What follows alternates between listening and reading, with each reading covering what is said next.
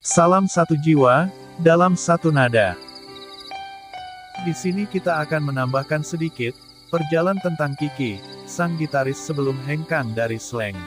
Tapi sebelum kita lanjutkan, seperti biasa, bagi yang belum subscribe, silakan klik dulu tombol di bawah, dan jangan lupa nyalakan loncengnya terlebih dahulu, agar sahabat musisi botol tidak ketinggalan cerita dan informasi menarik dari kami.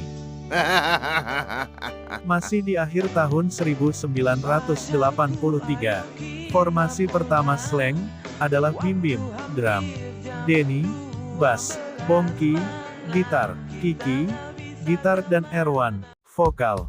Penampilan perdana dengan menyandang nama Slank, dilakukan di Universitas Nasional UNAS Jakarta, dengan membawakan lagu-lagu ciptaan sendiri, dengan pengawalan Eri, kakak Erwan, selaku manajer Slank.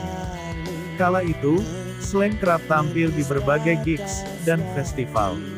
Salah satunya adalah Festival Band KMSS, yang digelar di Istora Senayan, Jakarta.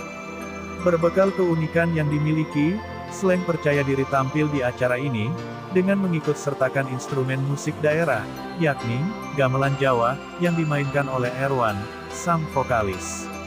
Irama yang dihasilkan gamelan, dianggap sebagai bluesnya Indonesia, dan aksi panggung Slank pun, mendapat perhatian lebih dari penonton.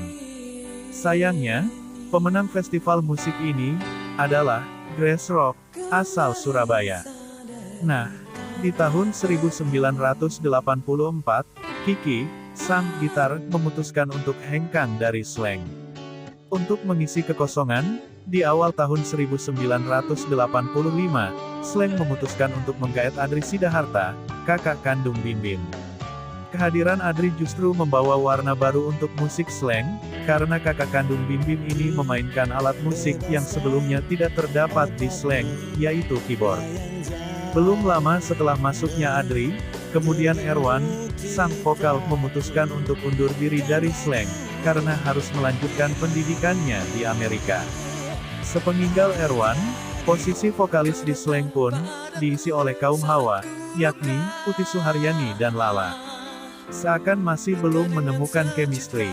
Di tahun 1986, Slank kembali merubah formasi dengan kembali menghadirkan sosok pria sebagai vokalis. Well Willy, mantan vokalis CSC, ditarik untuk mengisi vokal dan terbentuklah Slank formasi 5. Di tahun ini, Slank kerap tampil dari panggung ke panggung, yang tentunya dengan dandanan slengeannya, dan tetap mengajak kawan-kawan terdekat untuk jadi supporter. Setahun berikutnya, giliran Adri sang keyboard, yang cabut dari Slank. Kemudian, sementara posisi Adri, digantikan oleh Andre, pada saat itu, tidak bertahan lama. Dikarenakan tidak menemukan kecocokan, Andre, dan Well Willy pun hengkang dari Slank. Terus, Denny, akhirnya bertindak sebagai vokalis, dan Slank menggait Imanes, untuk mengisi bass. Tak lama kemudian, Bongky, sang gitar, dan Imanes, sempat cabut dari Slank, dan posisinya digantikan oleh Pai, dan Jaya, serta Semi sebagai vokalis. Jadi, personil Slank formasi yang ke-8 ini, Bim Bim, drum Denny, bass Jaya, gitar Pai, gitar, dan Semi, vokal. Ketiga personil baru ini pun, gak bertahan lama, dan Slank pun mengajak Imanes kembali, untuk mengisi bass, dan otomatis Denny, jadi vokalis, dan Anto, ditarik sebagai gitaris.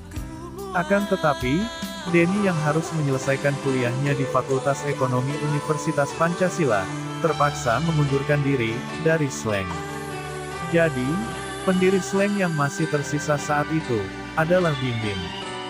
Disusul lagi Anto, sebagai gitaris, juga ikut mengundurkan diri, dan Bim Bim kembali mengajak sang kakak, yakni, Adri, untuk kembali memberikan alunan keyboardnya, bersama Tole, yang bermain bass, dan Imanes, yang berpindah ke gitar. Untuk posisi vokal, Slank menggait sosok wanita, yakni, Nita Tilana. Tak lama setelahnya, Nita, Adri, dan Tole, meninggalkan Slank, yang kini hanya menyisakan Bim Bim, dan Imanes saja. Untuk mempertahankan Slank, akhirnya Bim Bim, dan Imanes kembali menarik Pai untuk mengisi gitar, dan Will Willy untuk kembali jadi vokalis Slank. Agar Slank tidak pernah mati. Untuk mengisi posisi Adri, Slank pun mengajak Indra Kadarsi mengisi keyboard sebagai personil baru. Di tahun berikutnya, Imanes dan Will Willy cabut dari Slank, dan Bongky yang sebelumnya bermain gitar kembali lagi ke Slank. Tapi kali ini berpindah sebagai basis, karena posisi gitar sudah diisi Pai. Untuk mengisi kekosongan vokal, Bim Bim mencoba untuk mengajak sepupunya, yaitu Kakak, yang saat itu tengah ngeband bareng Lovina. Nah, untuk cerita selanjutnya, musisi Botol akan lanjutkan di part ketiga. Next time, see you.